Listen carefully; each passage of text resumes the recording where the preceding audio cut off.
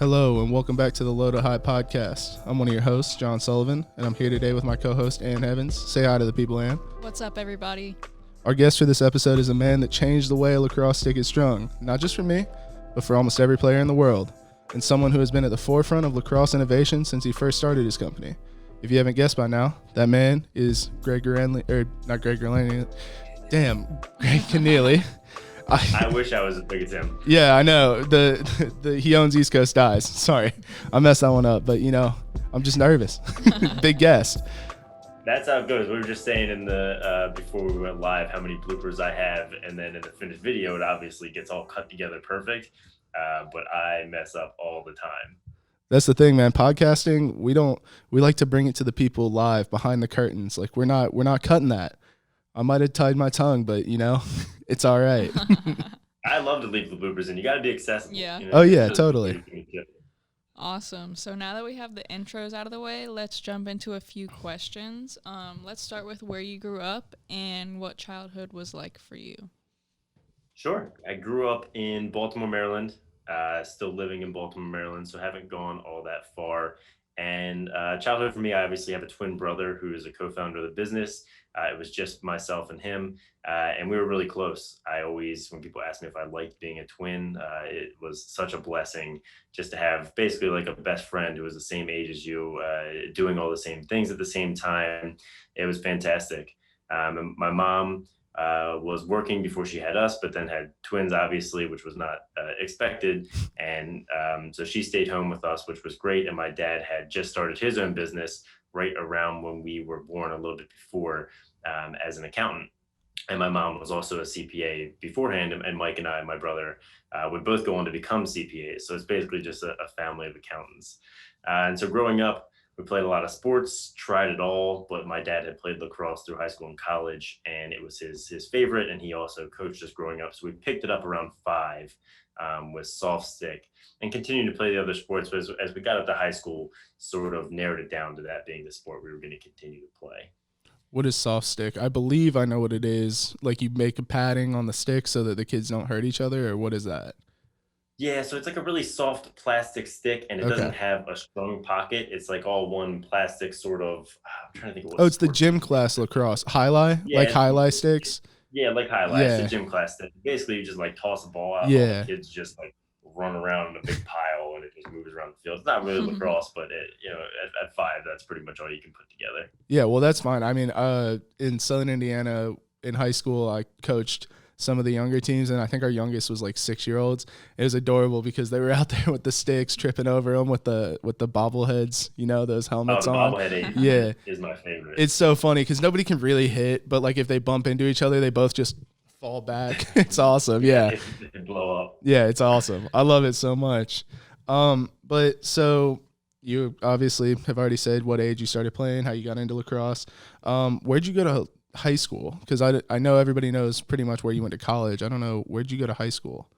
Or wait, no, I think I do. I went to Little Blakefield, which is a private school here in Maryland. It's about 5 minutes from our office. It's known for lacrosse. When we were there, our varsity team, our senior year, was #1 in the country.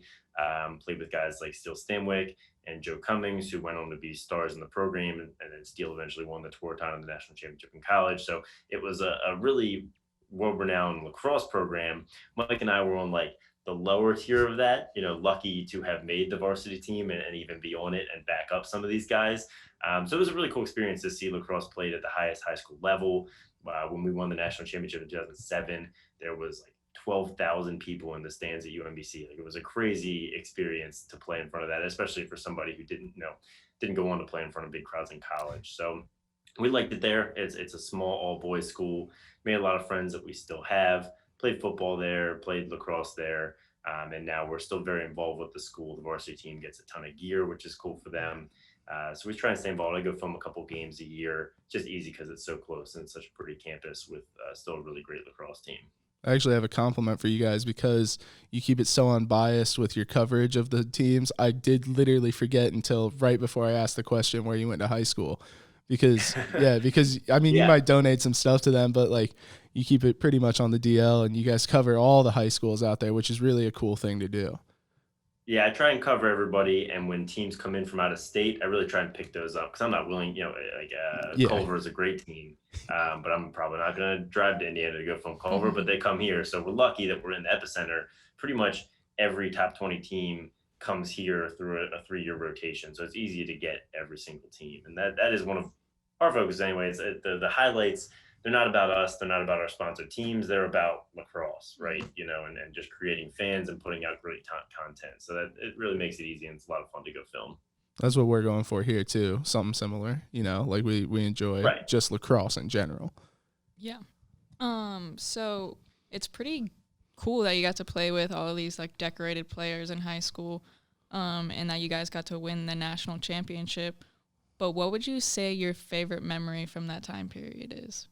Well, there was one time in my junior year, which was the first year on varsity, there was a player named Mike Kimmel who went on to be an all-pro in the MLL, was very, very good, and he was having an off day, just not putting the ball in the back of the net. So coach actually pulled him out of the game in like the third quarter and put me in for him. So the best player on our team, maybe the best player in the country, gets pulled. I go into this place. Of course, I don't do anything. Like I didn't score or anything impressive. But it was just a cool moment to have somebody that good and coach replace me with him. Yeah, the national championship was cool, but that was just a fun moment for me personally.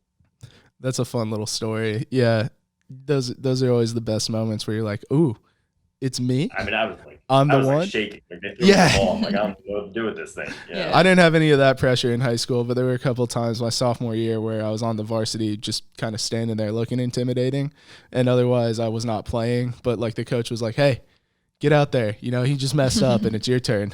And I'd be like, oh, it's me. All right. I like that. Right.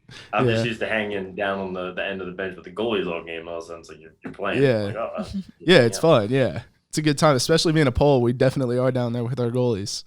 We're a little herd. But yeah. So what's your pregame meal and routine? And are you a superstitious guy? I know you like playing with your own gear, obviously, because you guys make great stuff, but you got anything else that you like to have on you or with you when you're on the field? I don't know that I had a pregame meal. I mean, when I was in college, I was a small guy. I graduated high school very, very small, maybe weighed 130 pounds. And so I just ate whatever I want all the time. Like pregame was like literally anything, just a ton of food. I didn't even think about it back then.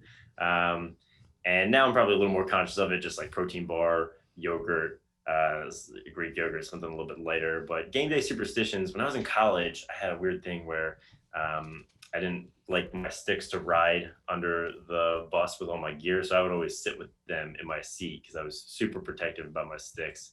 And now obviously I've got a lot of sticks. I got more sticks than I could count, but I always am replacing them. So they always have to be pristine. I don't like to play with one that's super beat up, which is a super snobby, and like 15-year-old me would be really jealous of that situation. But I have so many sticks, it doesn't really matter. Yeah, you can pick and choose, so why not? Absolutely. Yeah, right. It's a little bit spoiled, but one day I hope to visit the headquarters up there and just look at them all, hold them all, and be like, wow, this one's nicer than any of the ones that I have at home, and he's not using it this week because it's too dirty. But that's what, like, kids come in here for a tour. It's like a kid in a candy store. Yeah. Just, like, can't imagine all of these sticks and gear around. Oh, it's so much fun. Yeah, I was a gearhead in high school. I dropped out of the gear a little bit when I got to college because we just got our stuff. Like, it was what it was. You got what you got. You didn't get to pick and choose anything. So, like, I was definitely rocking the free stuff, the Under Armour things and the String King head. But, otherwise, when I buy my own stuff, I bought a DNA when I got out of college and bought my first, like, offensive stick to play with again. So, I definitely like your stuff. It's great equipment. I appreciate that. So what was the recruitment process like for you, and how did you finally settle on Elizabethtown? I don't know if I said that right. Well, in high school, obviously, the recruiting landscape was way different than it is now. Even the best kids in the country that I was mentioning, they only played 1, maybe 2 years of club lacrosse, whereas now these kids start playing club lacrosse like the lowest year is like 20, 30. You're Yeah. very young when you play club lacrosse, and it puts you in the system very young. Whereas when I was growing up, the best kids in the country played rec lacrosse, which was a free league with volunteer coaches. And maybe your last couple of years of high school, you played some club to go out and get recruited. And obviously, recruiting tapes weren't popular either because YouTube was barely even a thing. So since I was like a much lower prospect, I played in a couple of these recruiting tournaments, a couple mid-level D3 coaches. We'll take a look at a school like Loyola for those guys who are running the second midfield or kind of coming off the bench for kind of like a sleeper recruit. So I did a couple tours, but Mike and I kind of wanted to go to the same place in Elizabethtown. We went up and did a visit.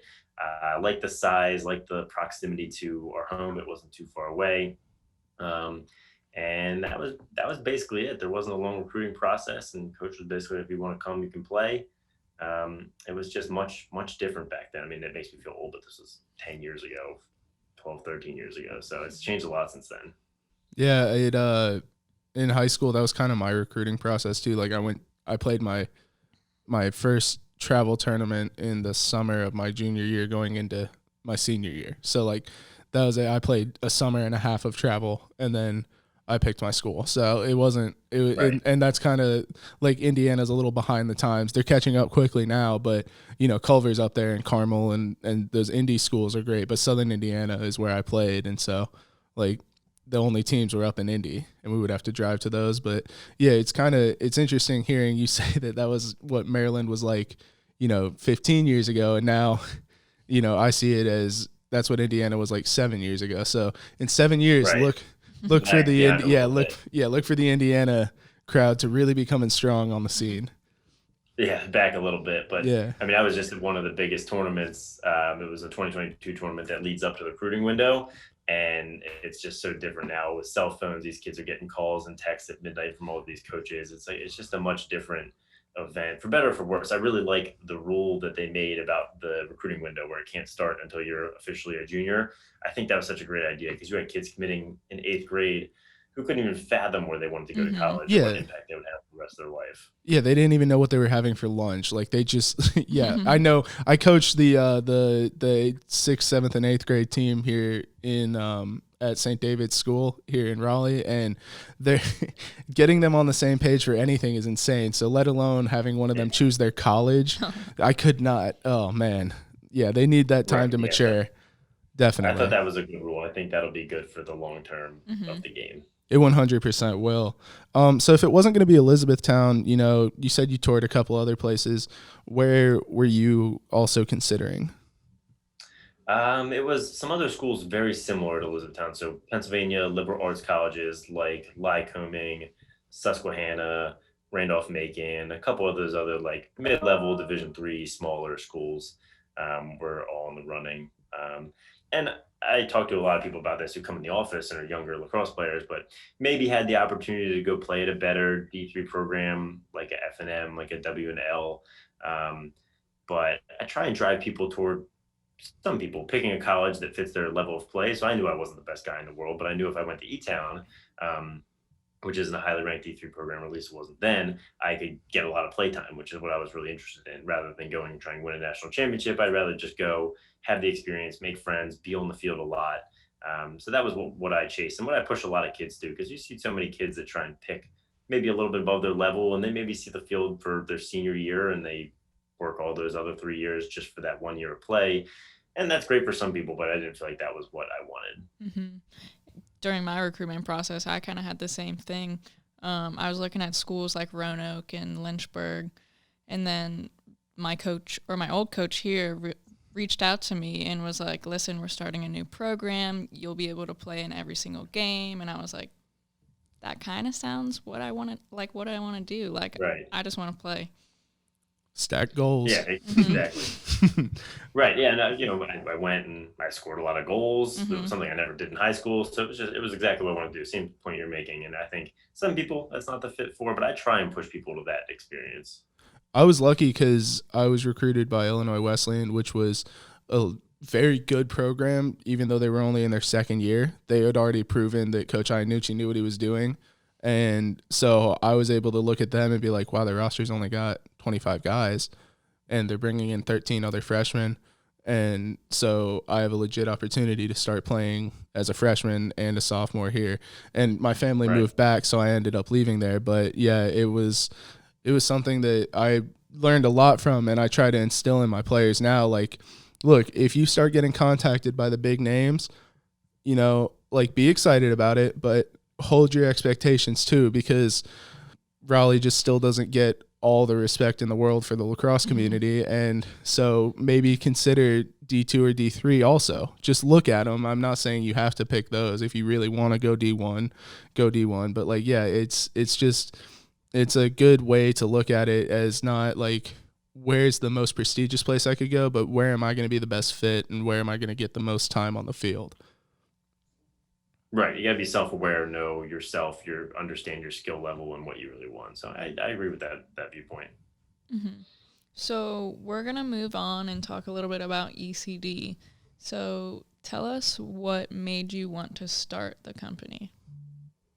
Well, like I mentioned earlier, my dad is an entrepreneur, started his own accounting firm right before we were born. So I lived with that lifestyle growing up, saw him, the flexibility it gave him, but also the amount of hard work that it took.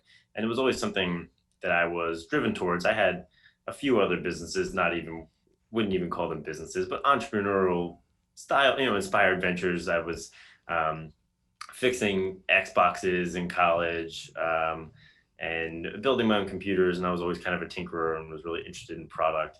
So as I was always messing around with my stick as well, ever since riding the bus in middle school. So it's something I was always interested in, and that was way ahead of the time when people were really tinkering with their stick like that, and much before social media and the internet. But then once I got to college, I discovered this community of people online who were talking about stringing and started to learn a lot more.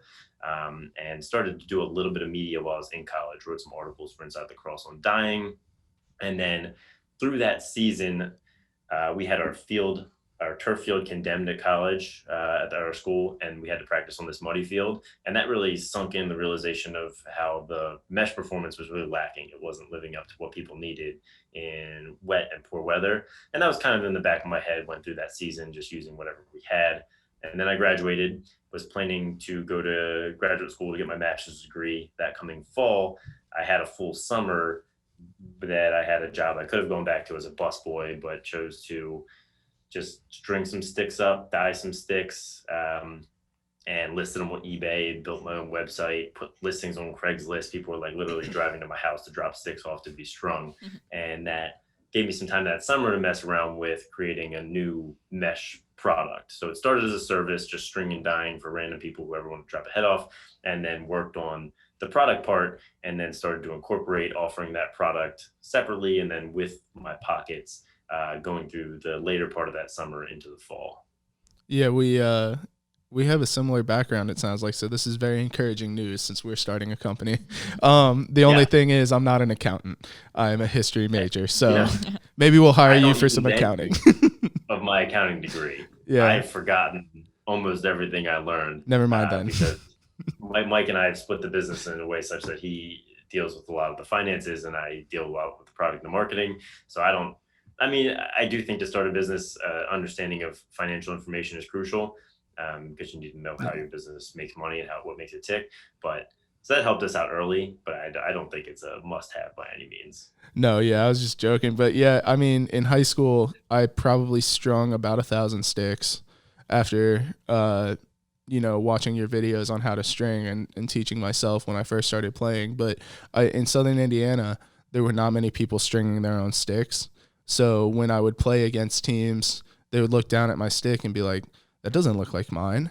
Wait, how'd you do that? And I'd be like, I went and ordered a stringing kit and I strung it and now it works. It's not like a frying pan. And they were like, wow, can you do that for me? And so my business was born from there. And pretty soon, like every single stick in Southern Indiana was strung with almost the exact same pocket with wax mesh from ECD. And so it was like, yeah, it was a good way to make money. I didn't really charge that much. I charged like $5 a stick. Looking back, I probably should have charged a lot more, considering like how much better the kids got instantly when they had a stick that could cradle without dropping the ball. And Right. yeah, so it was like it was a lot of fun, and it was a great way to learn how to operate a business, even if it was really low level. And I did a bunch of other stuff, like you said, tinkering. I always took things apart. Every pen I ever had, I would take apart and just like try to do something with the little parts from it in class. That was what I was doing. So yeah, I think there's something to be said for being like a creative person and making your own company. It just kind of goes hand in hand. Yeah, for sure. That's always been, at least despite my degrees in accounting and being a CPA, my brain was always, I can never remember if it's left brain or right brain that's the creative one, but whichever one that It's right brain. is it right? Okay, it I feels like took I an should be I a took left an art guy, class. but Yeah. yeah, but I fall more into the right column. Yeah, our teacher drilled that into us last semester. I took an art class, and he wouldn't let you look at your phone or anything. You had to just sit there in the silence of the art room because it activated your right brain.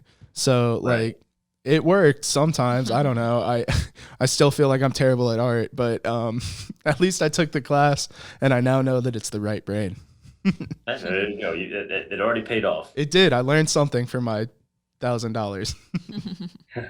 So, how much do you think your use of YouTube led to your eventual success? And was that just something you felt the sport needed, or did you foresee the help that it would give the company? I mean, YouTube has been really fantastic for us. All these, if you look back and I do some of these interviews and people ask me about some of these ideas or decisions in retrospect, with the benefit of hindsight, it looks like a fantastic idea. It looks like it was premeditated.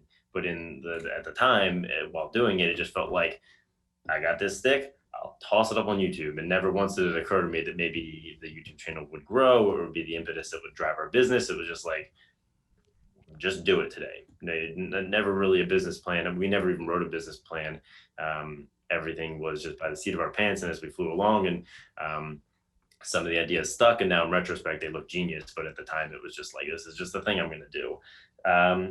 And so I just noticed that when I was learning how to string, the only thing available was pictures. I learned off pictures. You would follow just the string with your eyes as best you could and replicate. And I thought if I made some videos to show people how to string, it would teach more people how to string. And there was never a product motive. I don't even think when I started doing the tutorials, I even had a product to sell anybody. And conceptually, that would actually be killing my business. It would be more beneficial to try and sell someone my service rather than teach them how to do it themselves. Mhm. Again, none of that occurred to me. So I just went with it. And that goodwill that we earned by teaching people things turned out to be invaluable. Well, it sold a lot of mesh in Southern Indiana, so you Right. definitely, yeah, Eventually it did. Yeah. Once we had the mesh, it really did. If I want to string my own stick, I'll get the kit from these guys because they taught me. yeah. But that had never occurred to me. You sold also a lot of Nonetheless, RIT dye. For you should that's have for got sure. you should have gotten a sponsor or Yeah. like a cut from them because you sold a lot of RIT Yeah, dye in Southern Indiana too. that would have been good. Yeah, and no, definitely you guys have that goodwill feeling to you as a company. Like you're just honest and open, like we said at the beginning. That's what we're aiming for too. Like behind the scenes is out in the front because there's no reason to hide a good fun lacrosse company from the people. You know, the sport needs all the eyes it can get positive on it, and you bring a lot of positive eyes with your handsome good looks and your and your stringing abilities. Um, Yeah, I totally agree. I don't think lacrosse is the place to totally try and monetize every single one of your efforts because no, the community is small and tight knit, and that sort of effort just doesn't land with people.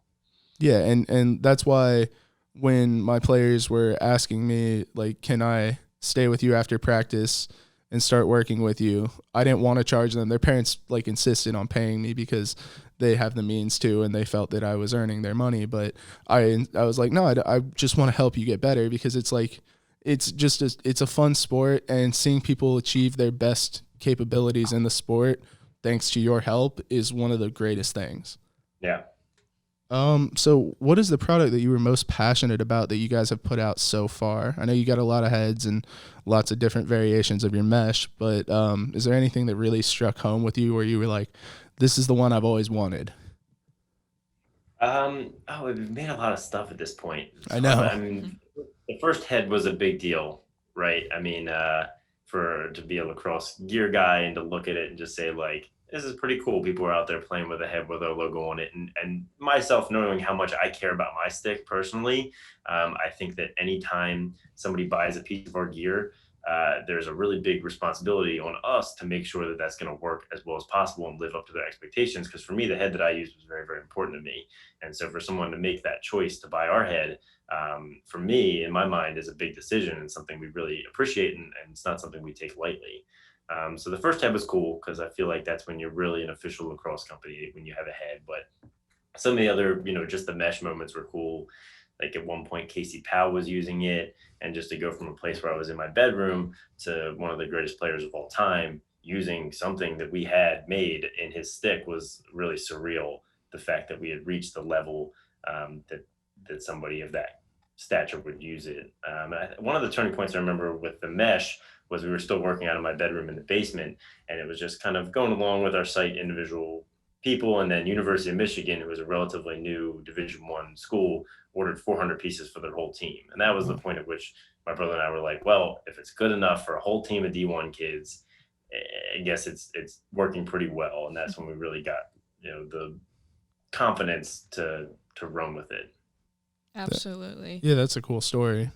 Mm-hmm. It's always really cool seeing your dreams come to life. But what would you say the most fun part about owning such a well-respected lacrosse brand is?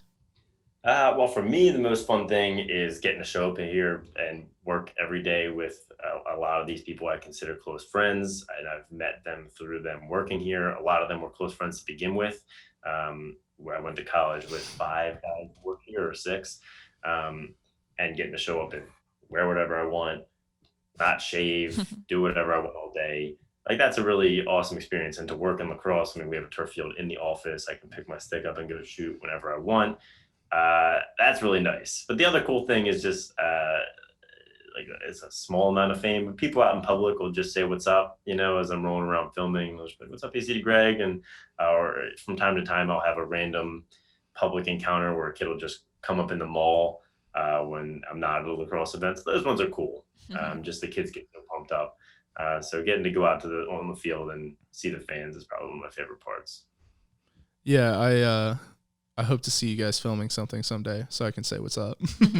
But you're very accessible. So, I mean, you let the people know they can stop by your headquarters and say hi and that kind of thing. It's cool. So that is the thing I like to try and put off is, like, if you see me in public, you can act like you know me. Like, you can just say what's up, come up, give a high five or a fist bump or whatever. Because I think the way that I do YouTube is at least to try and make it accessible and personal, where people feel like they know me a little bit. And obviously in lacrosse, you're never going to be too big of a celebrity for people to like. It's a very small sliver of fame. Hey, but we're all trying to tap that market a little bit. Anyways, out of all the pros that you guys have signed, because you have very many, I saw the PLL goal list was off the charts. You guys had a ridiculous amount of goals scored with your heads. But out of all those pros you have, who's the most electric to shoot a promo with? Well, yeah, it was a cool year. I mean, I think something like 35% of all goals this season were scored with our head, which again just goes back to what I was talking about, where like something we started in a bedroom 10 years ago, and now over a third of professional players or at least a third of the professional goals were scored using it. Zed was cool this year because, won the MVP, won the championship, and then he held on to his stick the whole celebration. A lot of that goes back to his native roots and how important the stick is to a player like him. So it's just cool to see him choose our stick. But as far as the commercials, I haven't shot with Costabile a ton just because we signed him right before he left for the bubble. But he was a lot of fun to make a little commercial with. I personally am a big Ryan Drenner fan. He's got a unique style. Yeah, he's got a little swag to him, and I just like him as a person. He's extremely nice, hardworking, humble. So he's probably my favorite one. We've done a ton of commercials with him. He's my favorite one to shoot with. Yeah, he puts off that guy, like that vibe, like the guy who's just there to work hard, and he'll have fun doing it though. Like, he's definitely gonna enjoy himself, but he's gonna do what you ask, and he's gonna get it done right. And he's the tilt god for sure. Nobody had more tilt than him back in the college days. No, absolutely not. No, with the long hair too, it was insane. Just a crazy, Yeah, just a crazy look. No, I couldn't pull that off either. Oh yeah. So one of my favorite videos was y'all's promo with Miles Jones. And building off of what I just asked, why did you ever decide to let him just run you over? Yeah, I mean, that was a pitch. It was my idea. It was a pitch that I made as we were going to sign him. I was like, how cool would it be if, I don't know why I thought it was cool. Maybe I said it because I thought it would be a really successful video. But yeah, if we brought him in and I kind of did a little skit where I said I could play defense on him. So we ended up having to do that take, I think, 5 times. Because Josh, the camera guy at the time, wanted all these different angles, and so I basically had to just do it a bunch of times because we only have one camera. I mean, he was maybe going 50 to 60%, and I was like leaning out of the way a little bit. But by the end of the day, I was pretty beat up and sore. Yeah, it made for a great video, though. It really did. I enjoyed that. Yeah. Every time I see somebody, they tell me that's their favorite video. So I keep meaning to do more of those. Yeah. But I'm trying to come up with a way in which it's still entertaining, but I don't get hurt quite as much. Like the sweet spot in there would be fantastic for me. Yeah. You should definitely find a way to not have the defenseman check you, but still guard you or something. I don't know. Just be like, right, hey, exactly. Hey, be surgical. I'd like to go against Matt Dunn, but I don't want to go one-on-one against Matt Dunn. That's exactly how I feel too about the pros. Like, I'd really love to play against you, but I also don't want you to hit me because you're a lot better at it than I am. So yeah, but in the end, it's all about the content. Yeah. You know. I just haven't mustered up the strength again to sacrifice myself for the content. We're content people. Come on now. I know you got it in you. I'm old now. You are not old. We feel old, but you're not old. We're not. Yeah, we're not old at all. I feel old. I wake up, my back is sore. I guess I turned 23, so that's not old. That's like the time when things start falling apart. That's what crosses over, man. It's all downhill from here. So, without giving too much away, what direction is the company currently headed in, and are there any projects that you're like super excited about in the future? So we make this pretty public, but what we do company-wise strategy for product is we say do few things and do them really well. So we're in a space where we're competing with SDX, a 50-year-old brand who's very large, a Nike, Under Armour, Adidas, like really big brands. So for us to compete with them, we can't do everything as well. So we are only focusing on making heads, mesh, and shafts for men's and women's. And if we leave out all that other stuff and just focus all of our energy as a smaller, more nimble, faster company on those couple things, we think and have been successful so far that we can beat them at just those few items. So we will continue to focus on a few things well, innovations in the head, mesh and shafts, also bringing in the women's game now. And we've got a lot of stuff we're working on. We have one release that is tentative, that I'm really excited about, but nothing that I can mention right now. We do have, not totally secret, the Mirage 2. So the sequel to our first ever head is going to come out this fall. A lot of people noticed that Brian Costabile, Grant Ament, and Miles Jones were all using it this summer and had really successful summers. So that built up the hype a little bit. So that one's not the most secret in the world. So we're going to do that this fall. And it's just exciting to redo our first head. And we learned a lot since then, obviously. So a good chance to make it as good as it can be. I'm excited because I love the Mirage 1. I scored my best goal ever with it. But, yeah, I was playing box. I came across the midfield line. I was not mid-rink line, I guess. I was really feeling myself that day. Nobody stepped to me, and I was like a foot across the line. I just went low to high, right over the goalie's shoulder. Low to high. Low to high, name of the podcast. Low to high. Yeah, look us up. And it was like a 25, 30-yard bomb into a box goal, and I just felt unstoppable. I yelled, and it was like pickup, and everyone was like, dude, calm down. I was like, did you not see that? That's the best shot I'll ever shoot. That's what a lot of people who were with our brand early have good memories of using the Mirage. So that's what we're hoping, is that we can get a lot of those people who really enjoyed the first one. It wasn't perfect, we know that. So there's a lot of things that we've fixed, and we're really excited for the sequel. Yeah, and when you said, you're competing with bigger brands, you guys are also in an envelope of your own. Like, you're not a small company. You're not STX, though, but you're really approachable. Like, there's not an STX Kevin, but there's an ecdgreg. So like Right. you guys are definitely able to tap that nostalgia factor, and also like people just really recognize you as the good guy lacrosse company. You know, like you're just a Well, fun company. yeah, we've had the benefit of, not to compare myself to these guys, but like a founder personality, like an Elon Musk or like a Steve Jobs, is easy because the person's Yeah. super invested. You're not going to put all this money into making them your personality and then they just leave eventually. You don't have to hire them like a professional player. So it's so much easier for someone who is fully invested in the company to be its spokesperson than trying to hire a personality.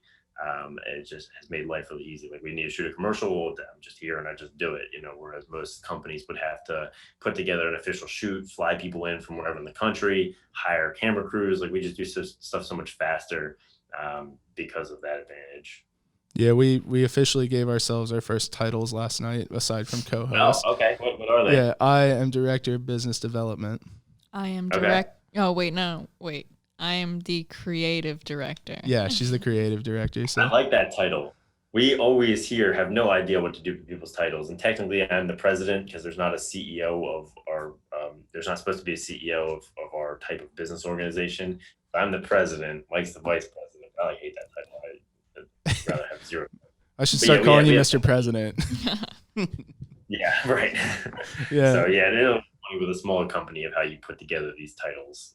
Well, you can now hire a creative director and actually call them that title. Yeah, just give Yeah. me There credit. you go. Yeah. I need it. Business development's one that everyone has. Like, you probably have somebody doing that. But yeah, No business development. I don't know. Maybe we need somebody.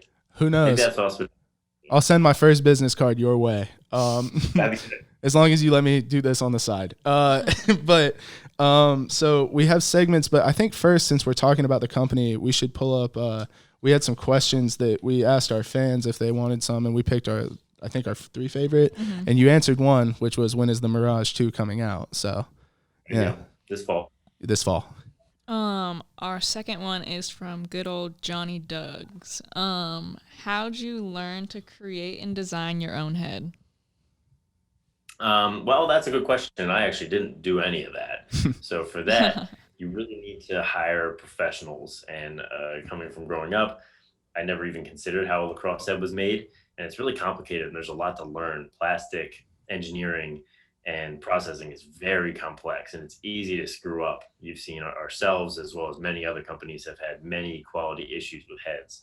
But basically what happens is you hire an industrial engineer. Our guy's name is Sean. He's extremely talented.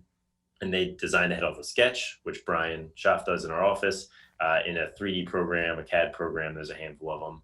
And then you will take that CAD model of the head, we'll 3D print it a whole bunch of times to make sure that it looks and feels the way we want. And once we have the final design, you send that to a mold maker who will essentially make a mold that will be the inverse of the head, right? And so when you close the mold, you fill it with plastic. Then the head comes out. Right. So you make this mold that's humongous. It weighs 2,000 pounds. I don't know. They're solid metal, right? Yeah, they're solid steel. Yep. They're very expensive. I bet. It's a huge hunk of metal. And so they'll make the mold. We run our heads. We make our heads in Maryland. And so then they just fill the plastic up, pop it out, and then boom, there's a head. Yeah, and I remember your videos when you were first producing the Mirage of the process of it coming out of the mold and stuff like that. And it was fascinating back then, and I can only imagine how much cleaner the process is now comparatively. But yeah, because looking at the DNA, it's a much smoother surface. I know you guys had like a technology that you used in the Mirage that had that made it have a weird finish on the top, like kind of a stippled texture to it. Yeah, that was a processing issue. It was these ripples in the middle of the scoop that we just couldn't get to go away. So that's I actually liked it. It was kind of cool. I actually did like it. Yeah. Into the details with these molds, about where on the head you inject the plastic, how many places you inject the plastic. I mean, I've learned a lot, and I don't even know a fraction of what you would need to know. So those 3D printed first heads, you can't play with those, right? Like they're far too brittle. Yeah, so we have a printer here in the office, and you print it. You can string it, and you can pass and shoot with it, but you cannot catch. It will explode. That's what I figured. That's what the part that I thought would make it explode would be trying to catch with it. But I thought the flexing of shooting with it might also have something to do with breaking it. But Yeah, yeah, you can that's break cool. them shooting, but we do shoot with them. That's that would be so sick. Yeah. I love the Yeah, we actually right outside my office is a wall where we have for all of the heads we've ever made. The first 3D print, and then all the subsequent 3D prints leading up to the final head. So when kids come in, they can kind of see like how the design changed over time. That's super cool. yeah, that's awesome. I wish I would love to 3D print a head and then just go shoot with it. It's like those old commercials. You wouldn't 3D print a car. You wouldn't 3D print a head, would you? It is cool to be able to print it here and try them out as a prototype. Yeah. But the kids are never that impressed by the 3D printing because like unlike when we grew up, 3D printers, every kid at school has a 3D printer now. That's 3D true. Printing all the time. Like, they don't think it's cool at all. They're like, oh, 3D printer, I did that last week. Oh, That's wild. I have no clue how to use it, but Me we have neither. one on campus, and I would Yeah. love to learn. So our next question is from All Lax All the Time, and they asked, "Will you bring back Lax Accessories?"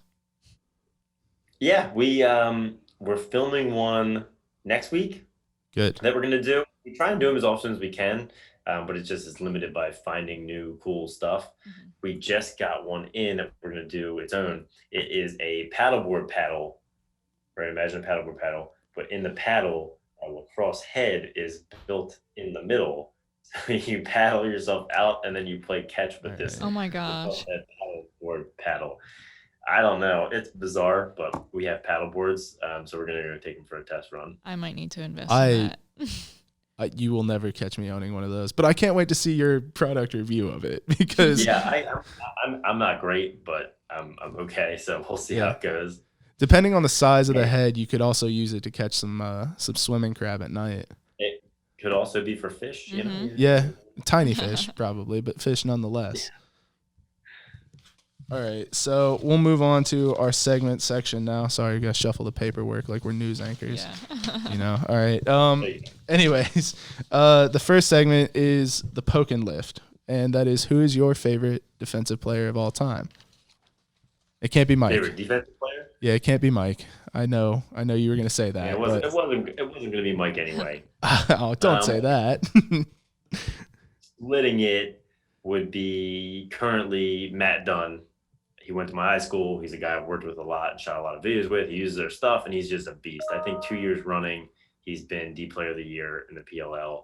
And same thing with Drenner, just from working with him. He's super humble, he just does his work and does it really, really well. And then, I mean, this is going to be a pick for a lot of people, but Dave Petramala just actually had him in here in the office for an interview. Ooh. And did a little video with him. But you don't realize like how big he is. He's absolutely just a monster, and I can't imagine having to play against him back in the day.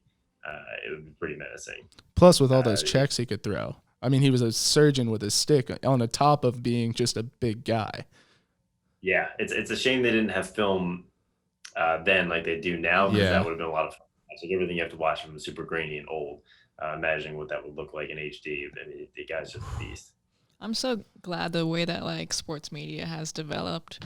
Yeah, so it's great. I mean, everything's so well documented now, and almost every high school has somebody filming their games. So all these awesome plays from across the country that you would have never seen otherwise, you can check those out. And, like the kid can blow up. So it's a cool kind of wave we're on now.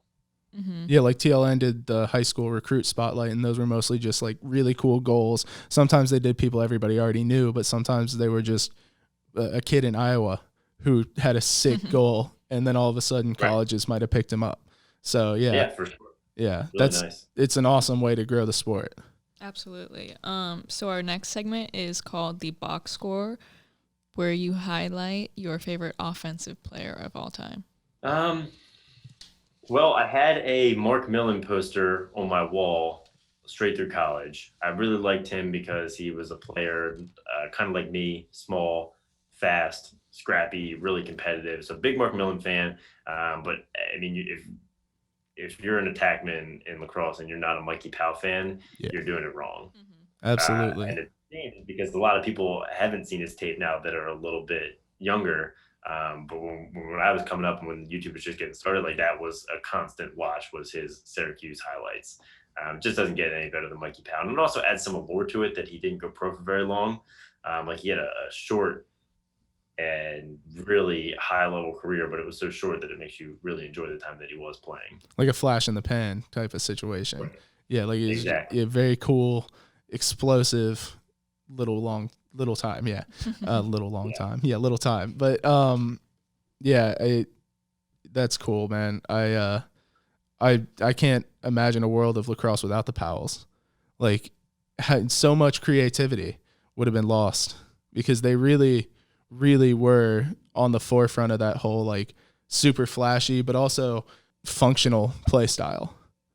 Right. Them in the I don't know gates. if you might remember, but when they would go do their tours, they would do something called the Pal Hour, where the three of them would just like stand on the field in a circle and just do crazy stuff for an hour as a demo for the fans. Like there was stuff that people had never even thought of before that they were doing. It was really cool. The first time I saw one of those on Twitter, they were shooting on like youth league goalies, and one of them like dropped the ball and then faked and then just kicked it in, and that Right. I tried to do that a million times in practice and got yelled at every time. And I was like, when I get it, it's gonna be so sick. Like, just wait.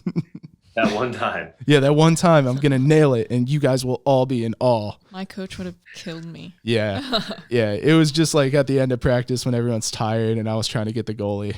But all right, so next segment is the penalty box. All right. What's your worst take or the thing that you get the most crap for saying or doing? What was the first part? Like your worst take. I guess hot take is kind of a thing that people say now when you have something that they yeah. I don't know. It's a weird thing around the office, but with all of my heads, I put the ball stop in upside down from what everyone here thinks and what we sell every single head as. Because the way we do it is that if you Don't fall. if you take a stick, your own stick, and you look at it like this, you can read it. If it's going this way, I flip mine because I prefer that other people can read it looking at the head on the field. And I was actually just right before we got on this call out there, and I was putting together a new stick for myself, and I put the ball stop in like that. Like 5 people told me how wrong it was. That's a good one. I like that. So they're the same shape, right? Though, like it doesn't matter which side. Some of them most of them are symmetrical, so you can flip them. Yeah. No, I remember when the Evos used to have the ones with the long, thin arms that would come off, and if you tried to take that off to dye it, you just rip it. So you have to order a new one. Yeah, that was the worst. Yeah. Our next segment is the late and high. What was your worst penalty that has either been done to you or that you have done?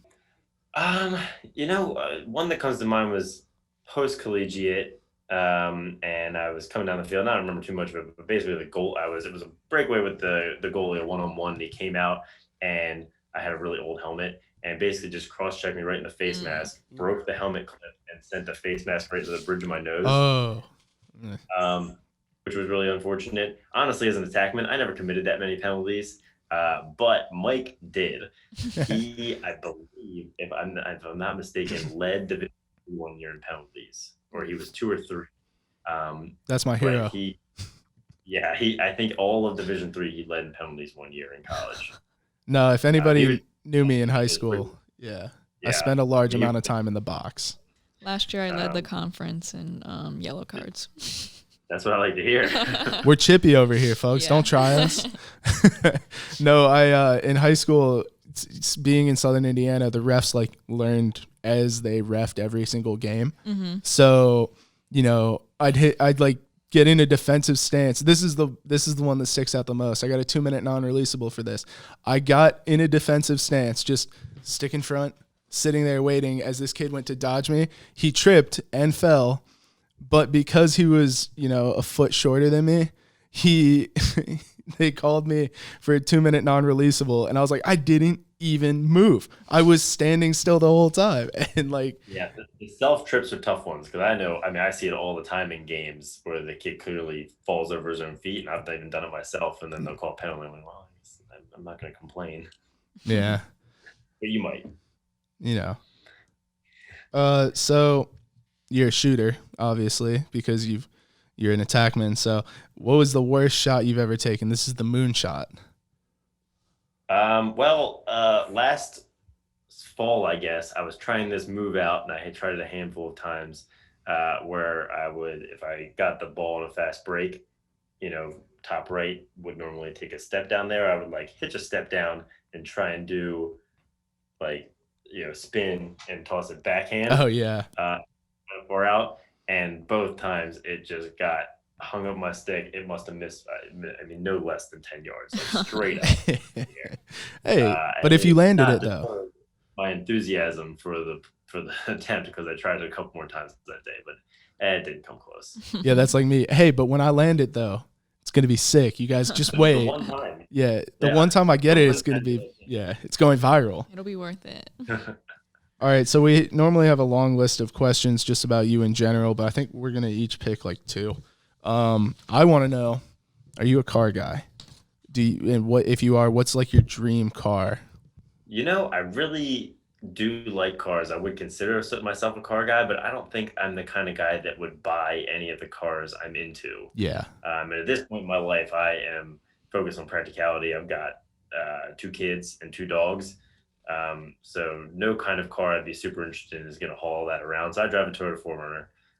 It's great. I love it. And it's great for putting all that stuff in. I would say if I was going to pick like my dream car, I like classic cars, 67 Camaro, maybe. I always liked the Dodge Viper. Somebody in my neighborhood had one growing up. Ooh, I like cars. I don't see myself ever buying or driving one of those like supercars, though. Even if I made a bunch of money, I can't. I literally don't fit in them. That's probably true. Yeah, I would fit. No, yeah, I Jeremy Clarkson, I watch Top Gear all the time, and he's 6'2", and he barely ever fits into any of those supercars that they test.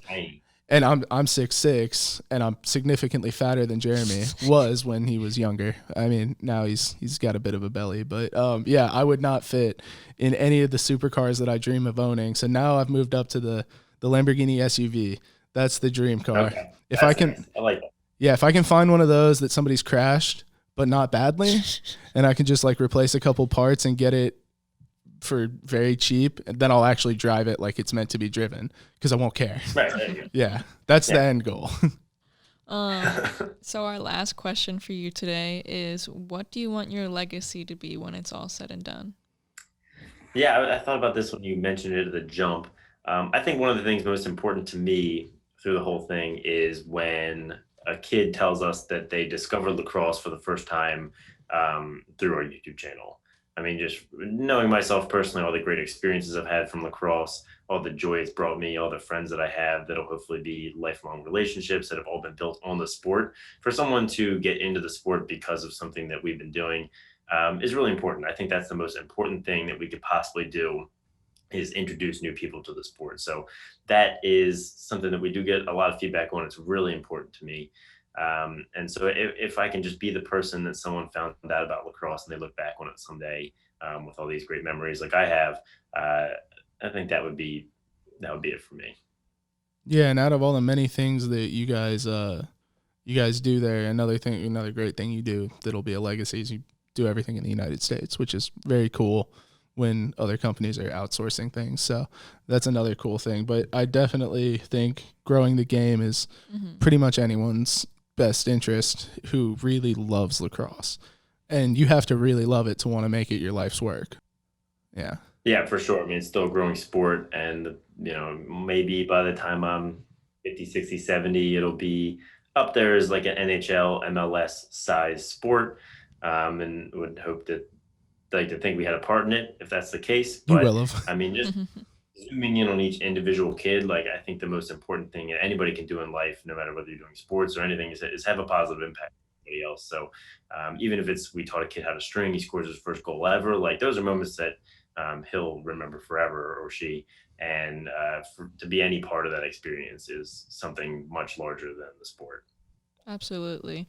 And I think you guys are doing a great job at that. Like, you guys have impacted Sully's game, my game, and quite a bit. So many other players. And it's just awesome to see that you guys are still growing and there's so much potential in the future. Yeah, well, it's easy when it's a lot of fun. Mm-hmm. And you're doing it the right way, definitely, by picking some things to be really good at, because that's what sets people apart is, doing some things the best you possibly can and then leaving others to people who are already established. So, Right. yeah. It's easy to have success, when we're doing very, very well in heads. We have some of the best selling heads, and it's easy for someone else to say like, hey, let's put the ECD logo on a glove, or let's make Yeah. uniforms, or we're doing so well. Why don't we make all these other things? And I think it was Steve Jobs that said, the things that you don't make, those decisions are just as important as the things you do make. So we're very critical of new product extensions and how it fits into our brand. Dropping some wisdom on Yeah, I was us. about to say that's a really, really good quote. That's one that we will keep in our minds for sure, because we're not sure exactly how far we want to branch out, but we have stickers right now, so people go get you a sticker on our website. Hey, there you go. Yeah, and we got a fridge with every lacrosse sticker you can ever imagine, so we gotta get a sticker from you guys. All right. On the fridge. We'll send one perfect. your way. We'll send you one immediately. Well, they're not here yet, but in the next 5 days when they get here, we'll send you one. I'd like to be one of the first to have a Low to High sticker. You will definitely be one of the first. Okay. So do you obviously have a large social media following on all your accounts. Do you have any charities or anything that you wanted to plug, or any of your socials that you'd like to plug here? Well, on the charity side, we work a lot with a company called Project Begataway that works to put sticks in the hands of military and military families on bases. A lot of times these guys travel, they can't bring stuff with them, or so they donate gear to bases all across the world. And so we work a lot with them on our youth level complete stick program. And then locally, we've got Charm City Lacrosse, which we do gear drops for every year, just stuff we reviewed, overrun stuff. And we go down and we usually do a clinic a year. This year, unfortunately, we didn't get to go down there given the circumstances. But yeah, so those are two that we work with a lot. You can find them both on social media, I think, but if you're interested in donating, you can also get in touch with us because we put together gear drives for them every year. Perfect. Well, not only is he very successful, he's a charitable man too. Mm-hmm. So, yep. All right, people, make sure and donate, because we've taken so much from this company. We should help them give back to people too. We would appreciate it. Yeah. All right, and you got your socials? Yep, you can follow me on Instagram at evans.cr2 and on Twitter at @theAnnEvans.